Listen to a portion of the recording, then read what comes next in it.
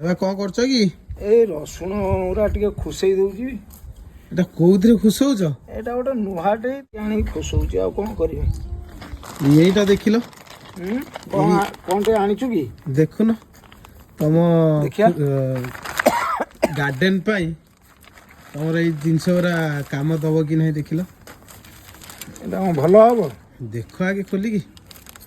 ଏଇଟା ହଉଛି କଇଁଚିଟା। ହଁ ସେଇଟା ଫୁଲ ଗଛ, ତମର ଯୋଉ ଗଛ ସବୁ ଗଛ କାଟିବା ପାଇଁ, ସାଇଜ କରିବା ପାଇଁ ଭଲ। ସାଇଜ କରିବା ପାଇଁ ଭଲ। ଦେଖିଲ ଏମିତିକା ଯନ୍ତ୍ର ମିଳୁଛି, ଆଉ ବଢିଆ ହେଇଛି। ଟିକେ କାମ କରିକି ଦେଖେଇଲ କେମିତି ହଉଛି। ଏଇଟାରେ ବା ଏମିତି ଖୁସେଇ ଦବ। ରସୁଣ ବାରି, ପିଆଜ ବାରି, ଆଉ ବଢିଆ ହବ ଇଏ। ଏ ସବୁ ଜିନିଷ ଖୁସିବା ପାଇଁ ଭଲ ହବ। ଖୁସେଇବା ପାଇଁ ହେଟା ସିନା ଟିକେ ଅଞ୍ଚୁଟା ହଉଥିଲା, ଏଇଟା ଠିକ ହବ। ଏଟାକୁ ଧରିବାକୁ ବି ସୁବିଧା, ହଁ। ଆଉ ପାଖରେ ପାଖରେ ବି ଖୁସି ହବ। ଆଉ ଗୋଟେ ଯୋଉ ସେ ଯୋଉ ଇଏଟାର କଣ କାମ ଏଟା ତ ମୁଁ ଜାଣିନି। ହଁ ଏଇଟା ହଁ ଏଇଟା ଯୋଉ ରାମ୍ପି ଆଣିବ ସବୁ ଏମିତି ରାମ୍ପି ଆଣିକି ତା ମୂଳ ଉଠେଇ ଦେଇକି ଘାସ ଝାଡ଼ିକି ପକେଇଦବ।